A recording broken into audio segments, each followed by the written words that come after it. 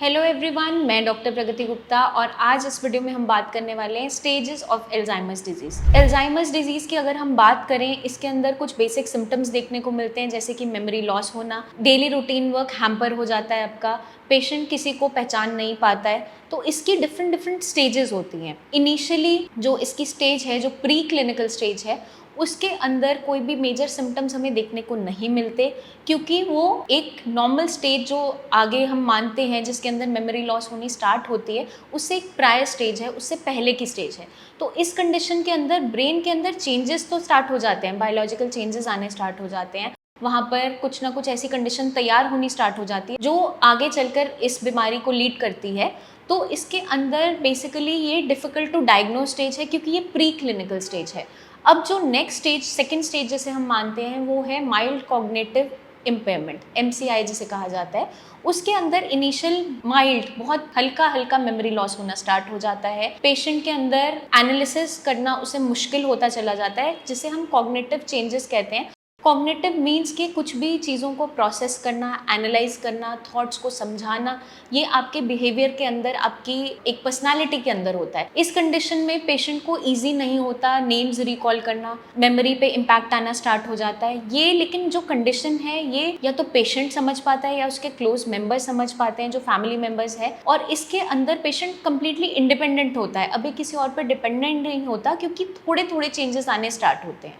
Third stage जो है वो है माइल्ड एल्जाइमर्स डिजीज़। इसके अंदर माइल्ड मेमोरी लॉस देखने को मिल जाता है। माइल्ड जो कंडीशन थी वो हमारी लास्ट स्टेज में भी मिलती है, उससे कंपैरेटिवली ये थोड़ा सा ज़्यादा देखने को मिलता है। मतलब कुछ चीज़ें याद रहती हैं, कुछ नहीं रहती। कभी कभार पेशेंट जो प्लेसेस उसके नोन भी होते हैं, मतलब मान लीजिए आप मार्केट गए हैं, उसको उसका रास्ता पता था, लेकिन वहाँ जाकर भी वो खो जाता है। मतलब एक फेमिलियर प्लेस के अंदर भी वो लॉस्ट हो सकता है। उस कंडीशन में पेशेंट के अंदर बिहेवियरल चेंजेस, मूड चेंजेस आने स्टार्ट हो जाते हैं।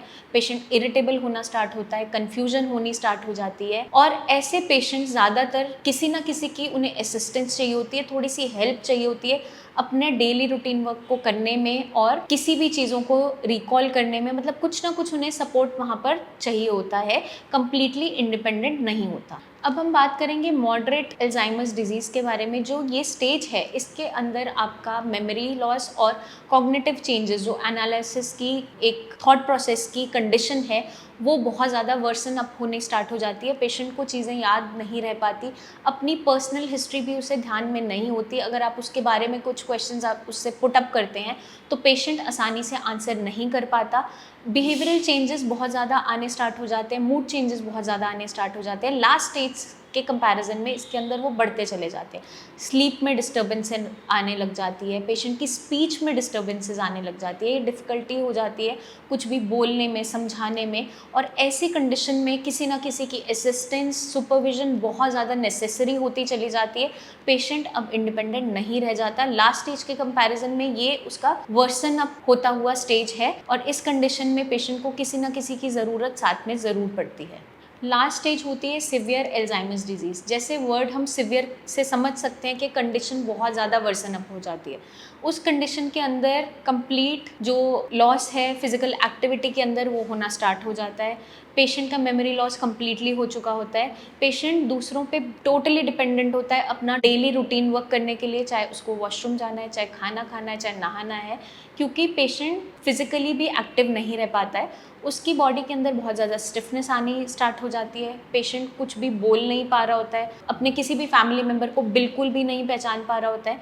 खाना स्वॉलो करने में दिक्कत आने लग जाती है। यूरिन मोशन में इनकॉन्टिनेंस होनी स्टार्ट हो जाती है, मतलब कि यूरिन मोशन ना तो होल्ड हो पाता है, ना वो बता पाता है कि मुझे यूरिन मोशन की सेंसेशन हो रही है। और मसल्स में स्टिफनेस होने की वजह से उसकी फिजिकल एक्टिविटी हैम्पर होती चली जाती है। पेशेंट कुछ भी अपनी कंडीशन को समझा नहीं पा रहा होता है। ये condition last stage of Alzheimer's disease होती है, और ये कम्प्लीटली फिजिकली और मेंटली बहुत ज़्यादा वर्सन अप सिम्टम्स के साथ आती है।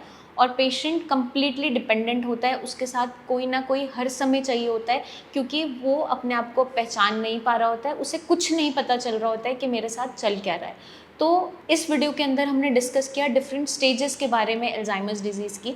अगर इनिशियल स्टेज में हमें पता चल जाता है कि ये बीमारी अब हमें होनी स्टार्ट हो गई है, तो हम आगे की स्टेजेस की प्रोग्रेशन को स्लो डाउन कर सकते हैं। यही सब हम ट्रीटमेंट के दौरान श्रेयास में जब पेशेंट आते हैं अल्जाइमर्स की हिस्ट्री के साथ, इसी को ध्यान में रखते हुए उनका लाइन ऑफ ट्रीटमेंट रखा जाता है। उनकी फिजिकल कंडीशन को देखकर उनके जो सिम्टम्स हैं, मेंटल सिम्टम्स हैं या बिहेवियरल चेंजेस हैं, क्योंकि पेशेंट अपने आप को सोशली विड्रॉल करना स्टार्ट करता है, उसे अकेले रहना पसंद आना स्टार्ट हो जाता है, क्योंकि उसे लगता है मैं किसी को पहचान नहीं पा रहा हूँ। जब इनिशियल स्टेज में वो अपनी कंडीशन को असेस कर पाता है, लास्ट स्टेज तक वो असेसमेंट भी ख़त्म होती चली जाती है, तो टोटली डिपेंडेंट हो जाता है वो किसी और पे।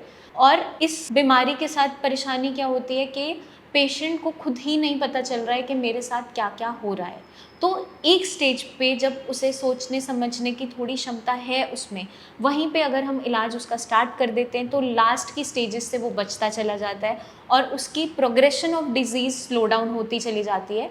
हम जितना भी ट्रीटमेंट देते हैं श्रेयास में, या हम जो भी हर्ब्स का इस्तेमाल करते हैं, वो न्यूरो प्रोटेक्टिव इन नेचर होती है। नर्वाइन टॉनिक्स दिए जाते हैं जो आपके नर्वस सिस्टम को स्ट्रेंथन अप करने में मदद करती है, क्योंकि जैसा हमने प्रीवियस वीडियोस में डिस्कस किया था, अल्जाइमर्स के अंदर एक प्रोटीन की डिपोजिशन हो जाती है ब्रेन के अंदर जो न्यूरोटॉक्सिक इन नेचर है, बीटा अमोलॉइड प्रोटीन, जो हमारी बॉडी में नॉर्मली भी प्रेजेंट होती है, बट अगर हमारा स्लीपिंग पैटर्न अच्छा रहता है तो वो बॉडी से फ्लश आउट होती चली जाती है। जिन लोगों में स्ट्रेस बहुत ज़्यादा बना रहता है, स्लीप डिस्टर्ब्ड रहती है, या वर्क प्रोफाइल ऐसा है जिसकी वजह से उनका स्लीपिंग पैटर्न बदल चुका है, या कुछ लोगों की हैबिट ऐसी हो गई है, उनमें चांसेस ज़्यादा होते हैं अल्जाइमर्स होने के।